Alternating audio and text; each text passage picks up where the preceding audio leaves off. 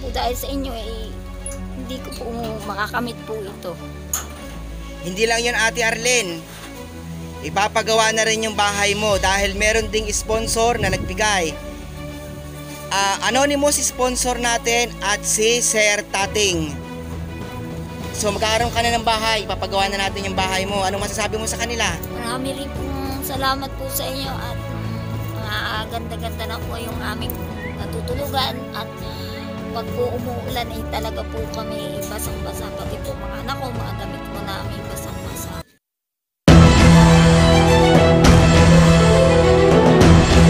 Yun mga kaurag, nandito po tayo ngayon sa Pililla Rizal at pupuntahan po natin si Arlene. Nadalhin po natin yung solar na pinabibigay po ng atin pong anonymous sponsor with Banat Bagsik. So ngayon po ay pupunta po tayo ulit kay Arlene at ibisitahin po natin. Tara po, samahan niyo po ako.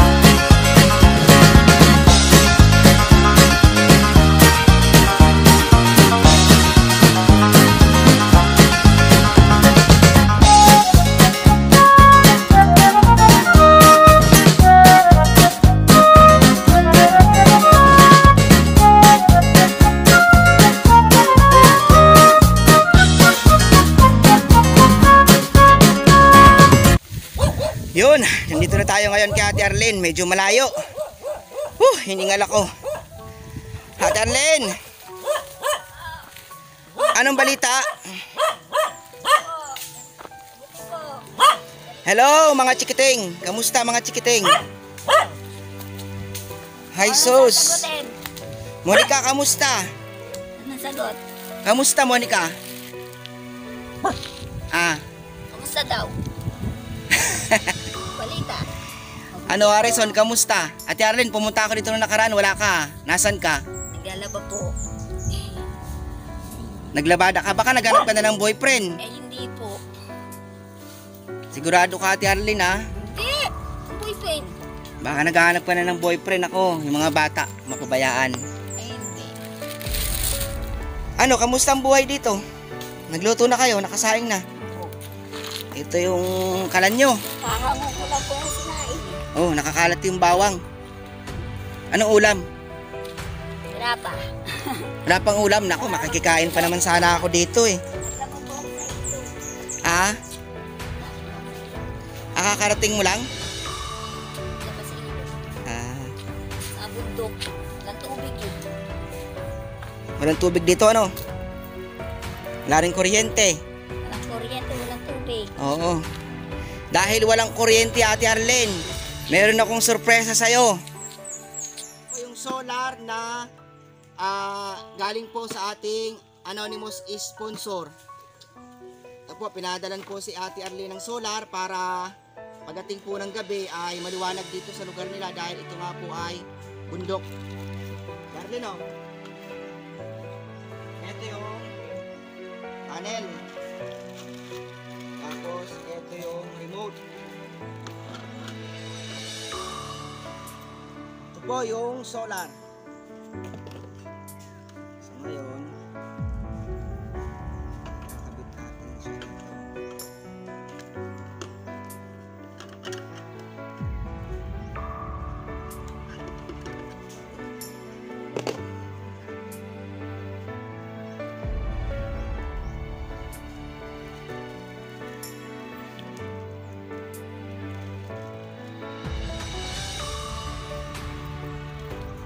Ate Arlene, ano masasabi mo?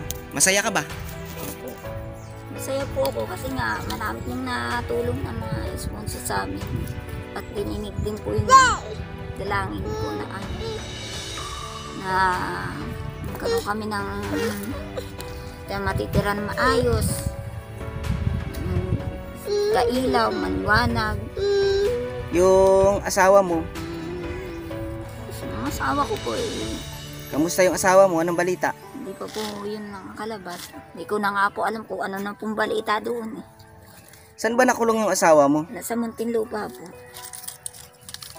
Simula nung nakulong, hindi mo na napuntahan? Nung pong nakulong siya, nung pong inatid siya sa Muntinlupa, hindi ko na po siya napuntahan. Nung nasa Morong lang po siya, nang lagi ko yung pinupuntahan. Mga ilang taon mo na siyang hindi napupuntahan? Ano na po? Mga 2. 2 taon na. Tagal na rin ano. Ilang taon ba yung existensya niya? 6. 6 years? 6 at mayroon pa pong buntot hindi po mawarihan kung 1 year o 1 month yung buntot. Nakakailang taon na siyang nakakulong? Ano po? 3 taon na rin po. At 2 na yun. Ibig sabihin, matagal pa, no?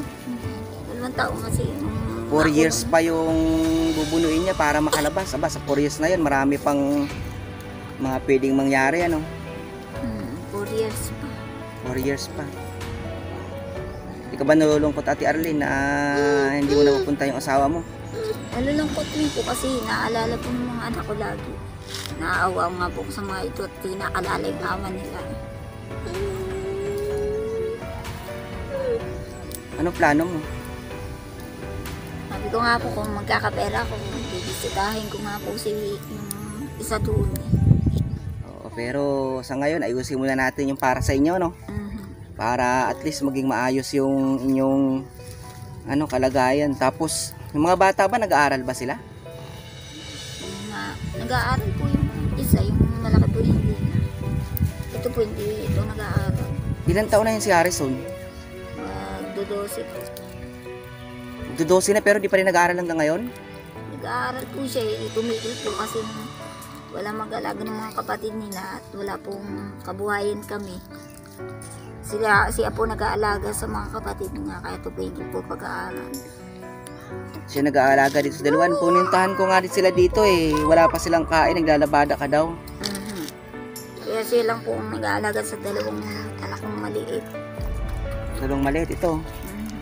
Ang pagkain namin araw-araw. Ano nakalagay sa mukha mo, bebe? Parang pusa. Amos. Maamos. Kaya po, hirap po ng nag-iisa sa mga anak. O, ganun talaga. Basta, ang kailangan lang natin sa buhay, Ate Arlene, maging matatag tayo. Kung ano man yung mga pagsubok na dumadating sa buhay natin, harapin lang natin ang harapin. At ang importante doon, kahit anong status ng buhay natin, mag-enjoy tayo sa buhay. Siya nga po, para na rin na rin. I-enjoy mo na lang kasi bawat panahon lumilipas. Hindi natin alam kung ano yung mga pwede mangyari. Tulad ngayon, tignan mo, natulungan kayo. Magkakaroon ka na ng bahay. Bibili ka ng gamit. Di pa natin alam kung ano pa yung mga susunod na mangyayari. Pero ang mahalaga doon, nakikita mo magiging maayos na yung buhay mo. Para maging kampante ka sa gabi, pag dumating yung bagyo, makatulog kayo ng maayos na hindi kayo matutuluan. Hindi mababasa. Hindi katulad nito. Itong bahay mo na to, Ate Arlene, delikado to. Kapag lumakas ang hangin, liparan yan. Baka mamaya mga umalis ka tapos lumipad yung yero. Yung mga anak mo nandito sa Bahay. lugar na to. Tapos amahan sa parte ng katawan, mahirap. So yun po, maraming salamat po sa lahat po ng mga sumusuporta po sa aking channel. Sa mga OFW po, sa iba't ibang panig ng bansa, ng mundo. Maraming salamat po sa inyo. At kung bago lang po kayo sa aking channel, ay please po, pakisubscribe po para po marami pa po tayong mapuntahang tao na nangangailangan po ng tulong. Maraming salamat po sa lahat po ng mga sponsor. Sir Tating, kay Ma'am Tiromi Jenny Seki, sa atin pong anonymous sponsor, at siyempre po sa mga kaibigan ko po sa YouTube, kay Banat Bagsik, American Tracking Wife, Spartan Warrior, Foggy Mountain, Wensi Suliap, Always Smile, Ma'am Kababes, at kay Maldita, Ma'am Polter Daily. So yun po, maraming salamat po sa lahat po ng mga tumulong po kay Ate Arlene. Pagpalain po kayong lahat. God bless po. Ingat po tayong lahat.